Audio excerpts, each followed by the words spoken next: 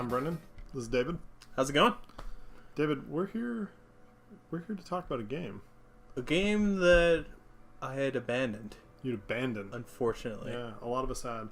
It's an interesting game. You guys might remember us talking about it on a few podcasts here or there. It's a game that's near and dear to our hearts. It's actually the first podcast. Very first podcast. Yeah. So if you're big fans of the LAN party, you of course already know. That game's Destiny. The great and powerful. Yes, Destiny. Why are we here talking about it, David? Well, because something exciting is happening in approximately 2 weeks? 3 weeks? 3 weeks. 3 weeks? 3 weeks. May 19th. Very, very exciting. The new expansion is dropping. House of Wolves. Yes, that House of Wolves. Which, needless to say, revamped my love of Destiny. Yeah, we're excited about this for a variety of reasons. So far. We're referring to this cautiously as the Destiny-assance. I like that term, that coin of phrase. Yeah. So let's back things up here a little bit. Let's bring the audience into form here now. We'd stopped playing Destiny. I would say I was probably the first to fall out of the group, and then I probably followed you pretty quickly. Oh, the Iron Banner has begun. Oh, excellent. That's good to know. Yeah, pretty cool ship. We had fallen out with Destiny a little bit. We just all kind of stopped playing nearly as much. For different reasons. Yeah, for different reasons. For me, it was because there were a lot of other games to play, and I didn't really need the grind so much anymore. But, you know, one by one, we sort of ran out of content to do. We ran out of things that we were terribly interested in doing within Destiny, and we had some gripes with it. We had some problems with the way the game was set up. Yeah. One of the things that had been kind of key to our problems with Destiny was a lack of Bungie listening to the community for input on the way the game was moving. Yeah, we all felt like it was not going the direction that we wanted it to, and we were getting stonewalled by Destiny and the Bungie group, which kind of sucks. Yeah, you don't want to feel like there are a million ways for your great game to be better, and people are repeating them over and over again, and everybody's ignoring you. As it happens, House of Wolves seems to be them directly adhering to those things. Yeah. There's a lot of good. House of Wolves has a bunch of really amazing pieces of content coming out of it. To dive right into it, last week we had them doing the first of 3 teasers they're doing for House of Wolves and breaking into the content. But we learned actual live Twitch stream. Yeah, the live Twitch streams with Deej and some prominent community members going over just different aspects of what they have going on in the game. But what we learned are a few key pieces of information. First thing we knew about House of Wolves is, one, they were cutting the raid.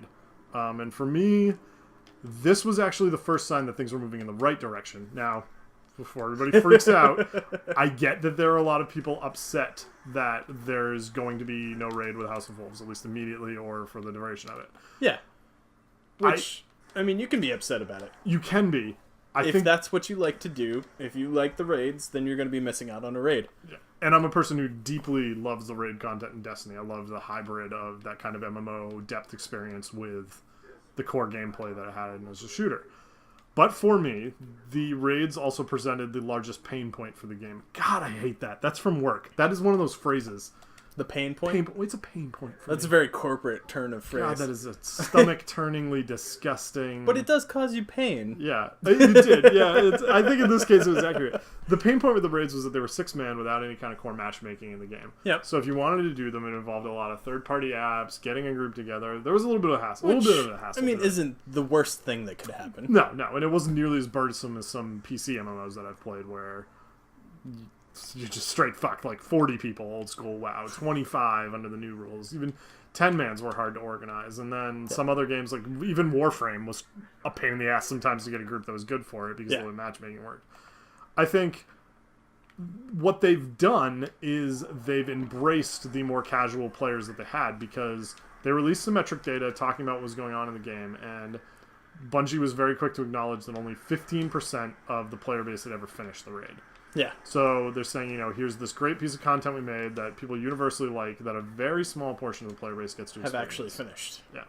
So in place of doing the raid, they decided to take a breath, look at what they had, and come up with some quality content that they thought would improve accessibility without lowering depth.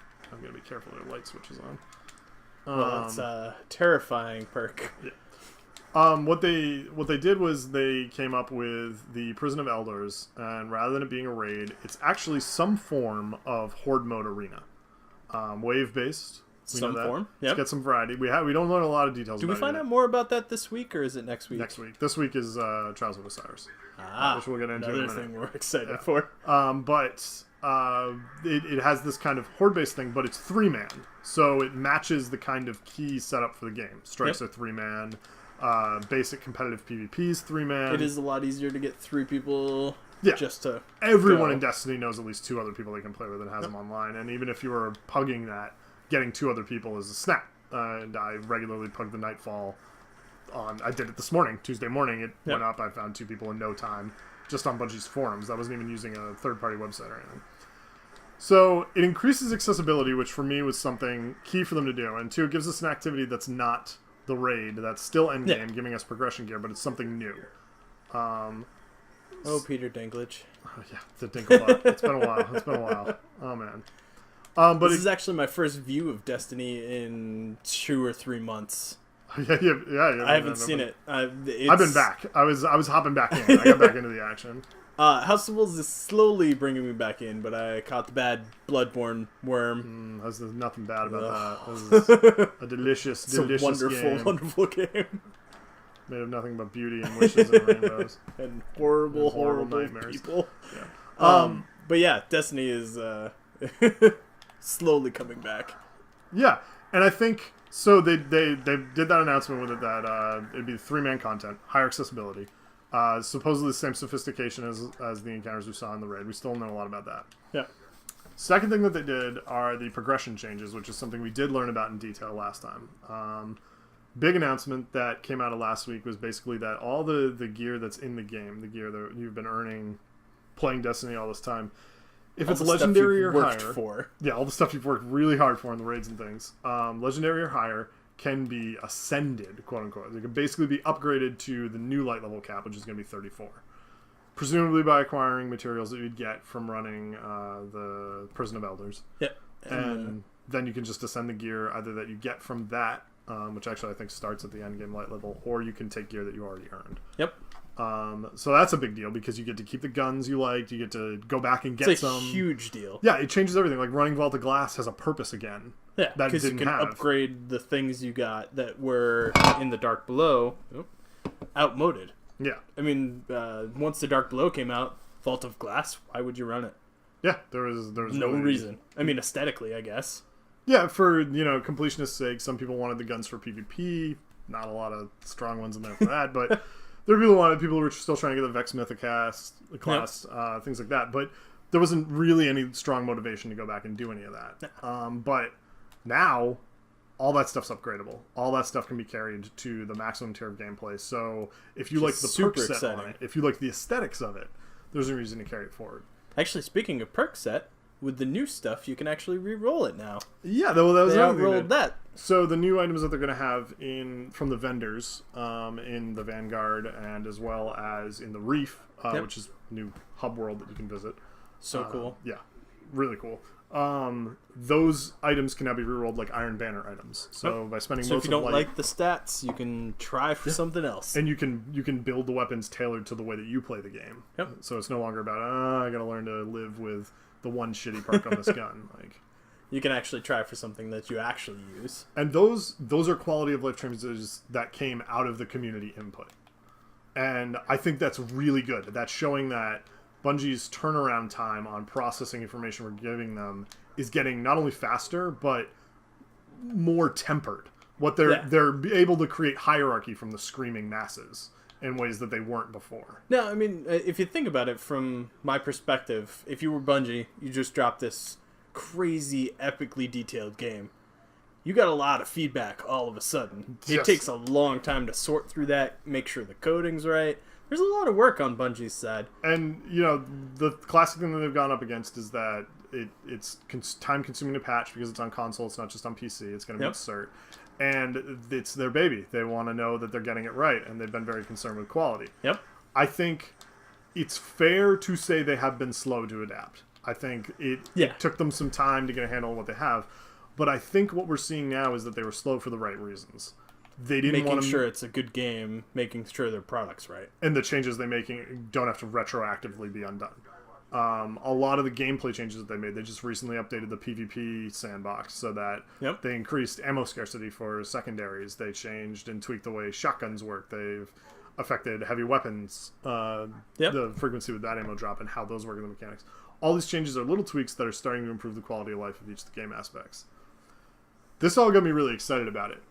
Moreover, it got me really excited that they were listening to the feedback, because I think some of the core things about this game are the things that maybe are going to shine in the next expansion. I say this with some caution, but I believe they're now concentrating on improving some of the immersive qualities to it.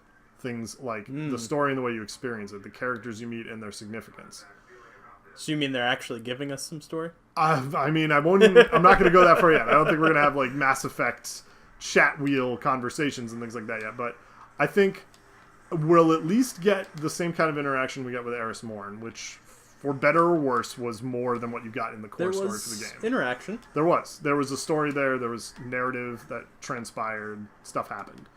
I think with what they've shown us, with what they're doing with House of Wolves, it looks like they're concerned with telling a specific story, in this case about the betrayal of the House of Wolves and their relationship. Queen calling in the favor. Right. Which is something that was, put in as a nugget in the original story when you were playing through. You get the Eye of the Gate Lord. It's busted. She gives you the new one, and she says that you are her favor, The building upon that, we're going to explore the Reef, which was a new world that people were deeply interested in. You only get to see you get a brief touch in the main campaign. Yeah, you go there for there's like 2 little missions. moment. It's more cutscenes than anything. Yeah, you don't even really do missions. anything. Yeah, there's the cutscene of you flying in and then talking to the Queen, really. Yep. Which is sad because the Reef looks cool. Yeah, and now we get to go there. It's a hub like the Tower. This whole place, Queen's Bay, where you get to go in there and see what's going on. Another really cool thing is, even if you don't have House of Wolves, you'll be able to access the Reef. Yep, and the high-end gear from the vendors and things. Is cool as hell. Yeah, you can now, in theory, because you can get the materials to upgrade the gear from Nightfall and Heroics and things, you'll be able to hit the light level cap whether or not you buy the upgrade. Yep. So the expansion at this point is basically to give you access to the new content. And the 2 biggest pieces of that new content are Prison of Elders and Trials of Osiris. Alright, so you touched on Prison of Elders. Say it's a horde mode. Yeah. What do you think you want from that? I want Mass Effect multiplayer. Ugh. I'm just coming out and saying that's what I want. You and I, long time. We got the tats. And 7 for life, man. And so you and I adored Mass Effect's multiplayer. That gameplay sandbox was something so near and dear to our hearts. Yeah, and it was intrinsically well done.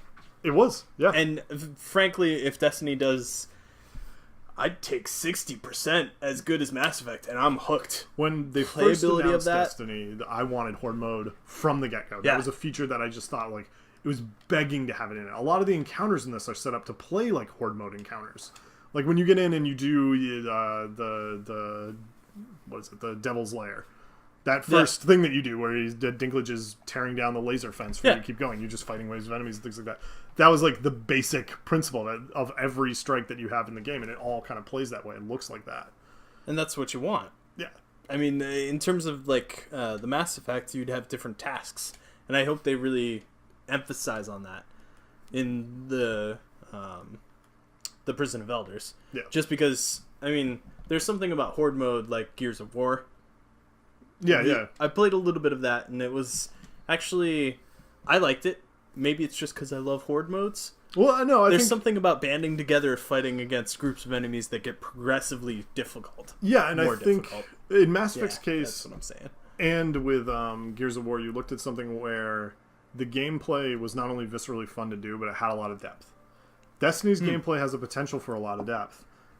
It only accrues that challenge really in the raids in terms of the PvE kind of content. The strikes never really get sophisticated enough that they're doing that. So this is a good try. Until you get into the raids, you're not seeing anything that hard. Now we're getting a chance as a 3-man squad to go in and face something very sophisticated that's set up as encounters that way. Yeah. That's just unbelievably exciting to me.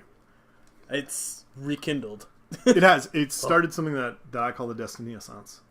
And the reason why I say that is because I've now come back. Like, obviously, I'm playing on the characters that I've been doing. I've been doing the raids again. I've been doing the Nightfalls and Weekly Heroics and all that stuff. I've been going in and doing my bounties. I'm psyched. Iron Banner's back this week. I'm going to be playing that, get my PvP back on, getting ready for Trials. I've also gotten back into the core things that drove me to the game originally. It's incredible art. It's visceral gameplay. Even its immersion. I've gotten back to that place where I'm starting to feel like the Space Knight again. I remember the first couple of times playing this, and it's just gorgeous. Yeah.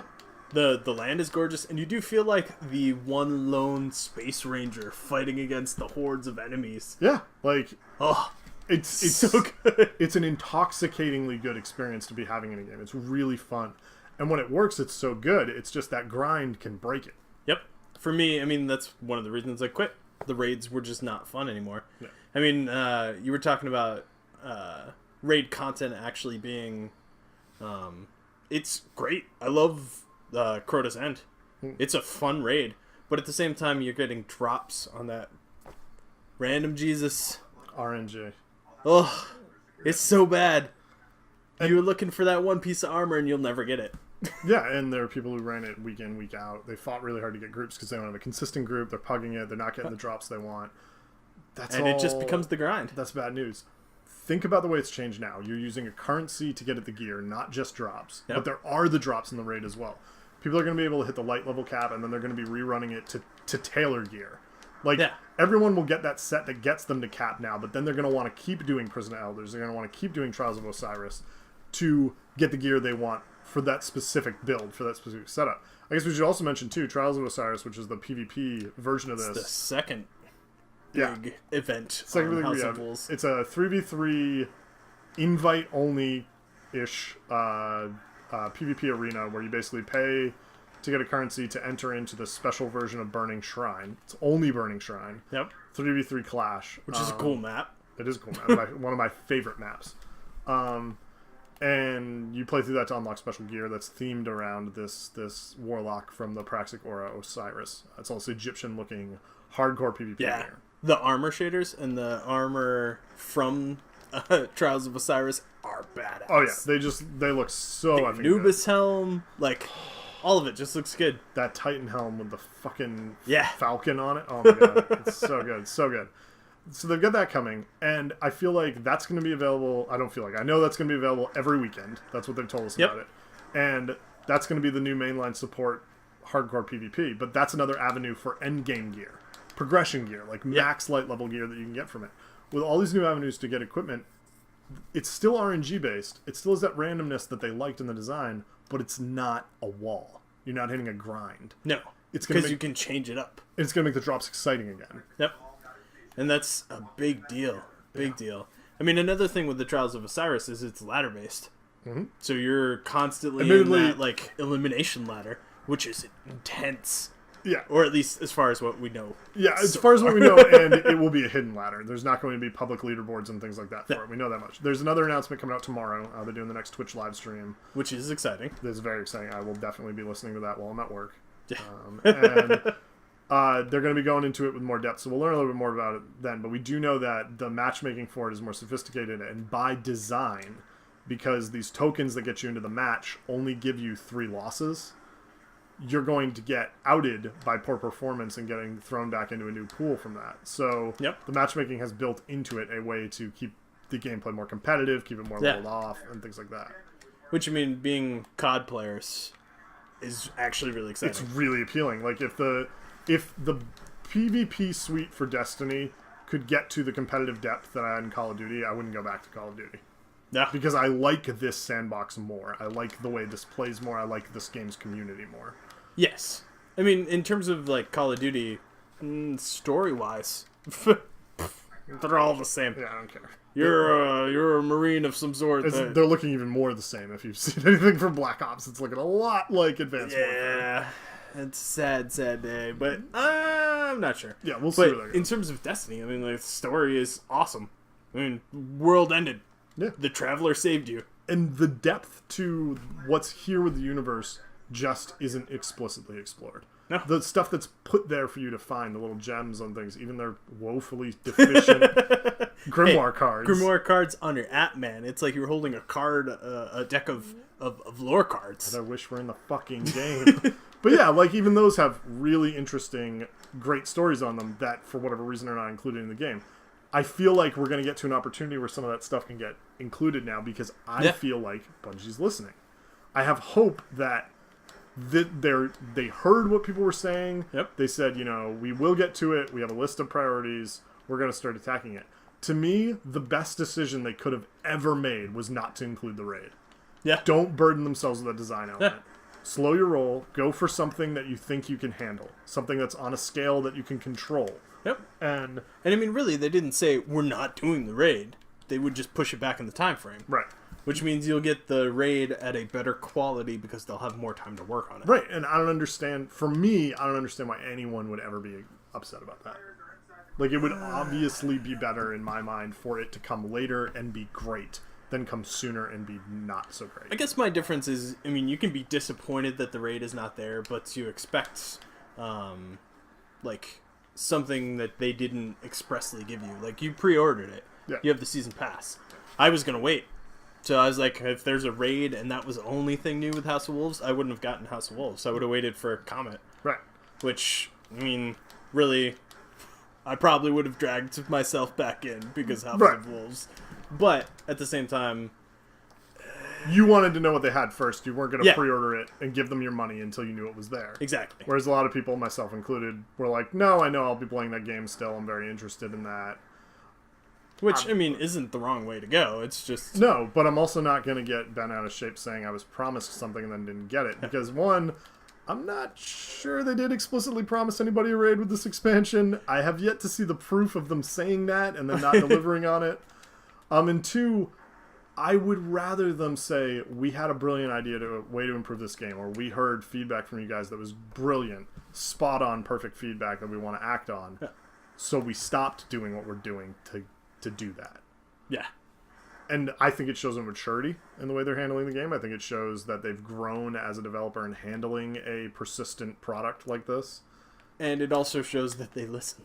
Yeah. That's a huge thing. That they fucking listen. I mean, the fact that they're actually taking the time to enact the changes in the game that we've been looking for, that we've been hoping for, is a great sign. Yeah. I mean, who the hell knows what's going to come in the future, but at this point, they know what their play base is, and they are exploring all the options that they have. Yeah. I mean, you're not going to get the same old over and over again because they're going to listen to us, which is awesome for a game. It's weird because them addressing some of the problems I had with the game not only gave me tons of hope that they'd be able to fix any of the other remaining ones, it's made them seem less important. Yeah. Because it makes it feel like they will eventually fix these things. So unless they're quality of life issues that are totally ruining my time playing the game, they're not things that matter anymore. Yeah. Like, I want there to be more story. I want to explore a more in-depth view of the world. But you know what? The immersions come back. Getting away and it not being grindy, getting out of the meta of the game all the time. I feel like that's that Space Hero again. I'm having a lot of fun playing the game that way. The matchmaking issues with the raid and things like that, they don't feel as big because now I'm like, well, Prisoner Elders will drop. I'll get to do that with you and one other person we can find. It's not going to be a big deal forever. Yeah. All these things have kind of like eased back, and it's giving them the game room to breathe and be fun again. And develop. Yeah. And I'm just psyched. The other thing about it, too, is stepping away from it made me appreciate just how good what they built is. If only from the quality standpoint of how well constructed the game is. It plays like a dream. It looks like a dream. Like, this, I would say, for my money, Bloodborne is easily the best game all around on PlayStation 4. Yeah. Artistically, I'd agree. Gameplay design, everything like that. Very, very close behind it is Destiny. There is not a wide gap in my mind between those two games. No. I mean, really, it's just apples and oranges. Yeah. Two excellent fruits, but different. Very, very different fruits. Bloodborne is a lot different. Hateful, sick, Orwellian fruit on one hand, crazy space adventure on the other.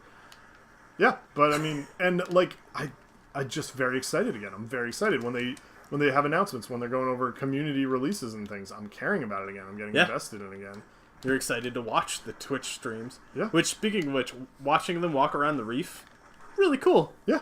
No, it was place is awesome looking. If you guys haven't checked that out, Deej did a tour of it last Tuesday. I forget who the community person. It was Goliath. Yeah. Is that who that was? Goliath and somebody. Sorry, else. man.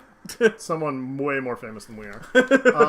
They had them on there talking about it and going through it, but they showed off quite a bit of the reef. They showed the progression system. They showed what was going on with that. It was basically the tour of the town halls. They're doing it again tomorrow. Blowing up the gala.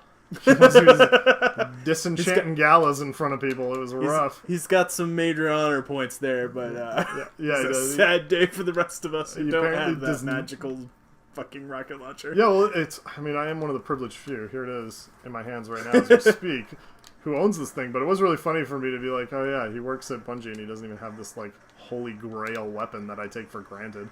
Do you think that's cool? Because I do. I think it's very cool. The fact that they don't just like, here you go. I think it's You have to earn it. You have to, like, work for it. Yeah, well, and I think it's really cool that they play their game. Like, that is a great sign. I think one of the strengths that Blizzard's had for years is that they play their fucking games. They play the hell out of their games. Yeah. And because they're connected to them in that way the whole time, and they're always playing them and getting into them more, they know when they're good or bad. They have a really good grip on the state of their games. Yeah. Because they're actually in there. And like Deej was talking about how some of them are undercover. They don't have the IGN tags, they don't have the Bungie tags. Like they just play. They're listening to actual feedback from people who are playing the games organically. Yeah. And that's really cool. And also I feel like rare. That's very unique. Yeah. Very unique. I think there are a lot of people who wouldn't have the balls to do it. I think there are game developers out there who they would tell themselves one thing or another about why that isn't valuable or why they don't need to do that, and they'd move the fuck on, whereas Bungie's saying, no, I want to know. Yeah. I want to see into there, full honesty, what's happening with our game. And I think the results of that are showing. I think these changes they've implemented going into House of Wolves and the direction they're taking the content in speaks to that. Yeah. It's needless to say, you're excited about Destiny again. I am. I'm very excited about Destiny again. This game has come back for me. And honestly, it's coming back for me too. Just watching you play now, I just want to get into the Crucible and getting contagious. Start shotgunning people to death. Get that Iron Banner. It's good. I mean, really, I'm excited for the prison. Mm-hmm. Just because of Horde mode. I can't go on enough about it. But like that matchmaking system against the AI that's already good, just getting progressively harder. You just got another Hawk Moon. I just got my third Hawk Moon. That is recording. Fucking congrats there. From Scion Flares. It just shows you the drop rates have been fixed. Internet, I'm an asshole who got the gun a lot of you want. Again, I am going to turn it into an exotic shard, and I apologize in advance for that. It's mean, man. Dick move. It's mean. It'd been better if it was Galley. Oh. Well, you would have used Galley. You wouldn't have sharded it. I mean, it helps. Hawk Moon is my favorite gun in the entire game.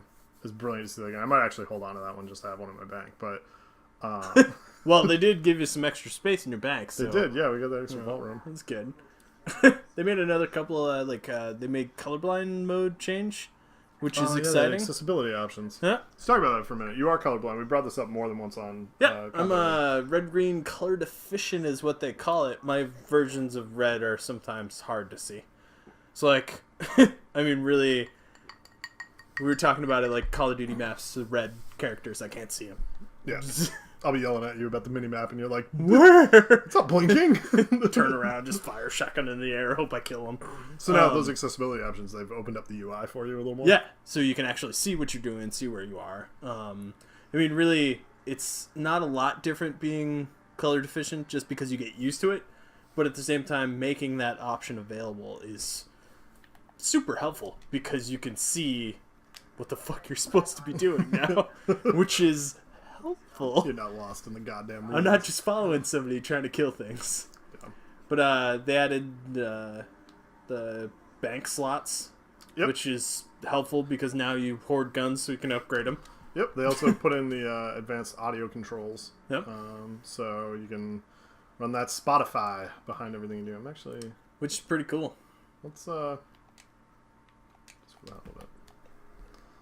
I'm taking a Hawk Moon? Yeah, we'll bust out one of the Hawk Moons. One of them. Oh, if you could akimbo. Oh, that would be sick awesome. With that be a John Woo movie. I got Dubs Angel wing things on my guns. They're both silver. Dropping guys. Yeah. So Hawk Moon is the Luck in the Chamber one, right? Yes. Yeah, it's Luck in the Chamber and Holding Aces, which is Luck in the Chamber a lot. Popped several times in one clip. Whoa, no fucks. No fucks. Apparently Titan doesn't give a fuck. Yeah, that guy was wagging me. I did this, this is the Nightfall this week. Rainbow Burn, and then Solar Burn for the Heroic. That's not bad. No, it's actually a pretty easy Nightfall, but I was in here. I got very used to avoiding meleeing things because of the danger they had. Now I just remember that these things are not nearly as powerful as their big brothers in the Nightfall. Which means you can pretty much waltz through them. Yes. Which is kind of nice. But yeah, like, the gameplay's so strong and everything, like, even coming back, all that bitterness just went right out of my mouth for the game. Like, as soon as I'm back, it's like coming back to it, which I knew I'd do eventually and I'm enjoying it, but it's like 10 times better than it could have been, knowing now that they care, knowing now that they're putting in the time to make all those things better. It makes a huge difference. And I mean, really, to say I give up on this game is a sad thing. Because this is one of my favorite games ever. Yeah. I mean, literally had so much fun playing this with my friends that never really go away. I just need a break. Yeah. And I mean, after taking time off and seeing it again, it's having a visceral reaction. Yeah, you're like, I really want to play that effing game again. Down some thralls, punch that asshole in the face. Punch everything. Oh, Titan. Get your passive up. Ugh. Yeah. I mean, really, to be excited about the game again is something special. To be able to do that, good on you, Bungie. I can't think of a game that's pulled that quick a recovery in a long time. Like something where they 180'd it based off of user feedback that fast. No, that was pretty quick in terms of development time. Yeah, because like people were really... I mean, I guess we should preface this with saying, yes, obviously, House of Wolves has not come out yet. A lot of people have skepticism about what Prison of Elders is going to be or how good Trials of Osiris is going to play and things. But I think the system changes alone are such a big step in the right direction. I would be shocked if the player base is really upset with how this turns out.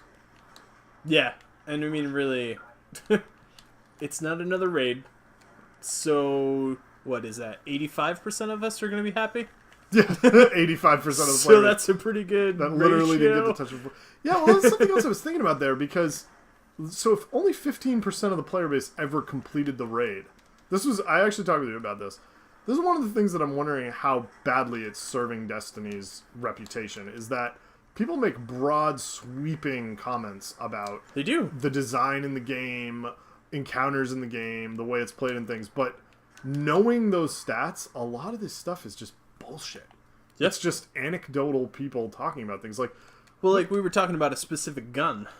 Yeah, we were talking about Necrochasm. Was what we were talking. Do I have it on me right now, or is it on my Hunter? It's on my Hunter. So we were talking about the Necrochasm and how the fact that essentially pull up that death trap. Nobody has it? Yeah, like nobody has it. If 15% of the game base has ever finished Crota's End, you gotta whittle that down to 10% of the base that actually did it got Necrochasm in the end. Yeah. So ran it on hard mode multiple times. Right, multiple times that they got Husk of the Pit, that they did all those things like that. Like dropped Crota's crazy. It's in the vault. Oh, it's in the vault? Yeah. So you're gonna do another cool feature. You're moving it from the vault from your phone. Yeah, this came out while we were gone, so people have been living with this for a while, but look at that. Look at that. That's awesome is what that is. Yeah, here it is, folks. The worst gun in the game. This is definitely the worst one. Yeah, I mean, I don't know. It is definitely a toss-up between this and Lowland Beyond, but the thing about it is I have trouble saying that either of them are the worst gun in the game because they're fucking horrible, but they will both be buffed eventually. Yep. And two, they're really weirdly designed weapons. Like, the way they work is just strange. There's that cursed thrall explosion. Yeah. And I mean, really... it's all playstyle. And those who got it and said it sucked probably don't play with assault rifles that have high fire rates. Nope. And impact. If you do like high fire rate ARs, this is the ultimate high fire rate AR. It really is. For better or worse, it is the best in class for fire rate. It has pretty modest impact, which is, in my opinion, it's one Achilles heel. But like, how can anybody really know how good this gun is compared to a lot of things when almost nobody has it? When I got it, I was sure it was just going to be bank fodder I'd never take out, and I've used it a bunch of times and had a lot of fun with it. Yeah. I even was taking it into the pit in Crota's and using it because it was just entertaining to get that proc a million times off of thralls. And it room sweeps just as good as a lot of other guns. The fucking holy grail of what is that fucking gun? Fran was trying to get it. The pistol from Fatebringer. Yeah, that's like the holy grail PvE weapon for a lot of people. I wasn't seeing an appreciable gain in using Fatebringer over this for the pit, which is really time for truth. Game world. Fatebringer's only amazing place it has ever shined in is in the Abyss in Crota's End. It's a hand cannon everywhere else. Firefly's fucking rad, but it's never doing what everybody's saying it's doing anywhere. No. So, I mean, I don't know. It's obviously really subjective and opinion based, and it makes me wonder about a lot of other guns, like the Vex Mythoclast. It makes me wonder about Hawkmoon. Yep. And I mean, the Vex Mythoclast has killed me more times than I care to count, but at the same time, is it the best gun? I've been killed by Gozen C a lot. It's a green. The green. And I think, as a systemic problem, this has spread to other parts of the game. Like, people are making assumptions about design elements Bungie's putting into it that are things they don't encounter or don't fully understand. And I think people being down on them for not including the raid is one of these. Like, they're saying, it's an oversight, it's poorly designed, they shouldn't have done it this way. And somebody like me sitting there going, no, I'm really happy they did it, I understand why they did it. Like, take some time, examine the philosophy, examine your assumptions about it, because they're not silly, stupid people. They make decisions for a reason, and if they decided they weren't going to include the raid, there's probably a good reason for it. Yeah. Then, really, I'm glad they didn't. Yeah. That said, Necrochasm is kind of a pile of garbage. I mean, you guys are seeing it against Ultras. It just, the impact is so low, this gun isn't very good. And it's more of a trash sweeper. I get when people are depressed that they're not seeing the raid, but lose the entitlement. Don't say you were promised it. That's really hot, man. Yeah, you cooking under our bright lights, Hollywood style. Bright lights, big city. That's where I'm gonna be. Oh my god, you had to go there. Bright lights, big city. I'm famous. Just FYI. What is that? Cowboy Troy? Who is that? Yeah, that's fucking Big and Rich. Big and Rich. Big and Rich. Yeah. Yeah. Save a horse, ride a cowboy. Man. Oh, that was an American classic. Right I just remember lifting weights in football practice to it. Wow, you're in there pumping iron. Yeah, it was weird. We had this one guy come in. So, like, freshman, sophomore, we were listening to, like, AC/DC and Van Halen and all the classics.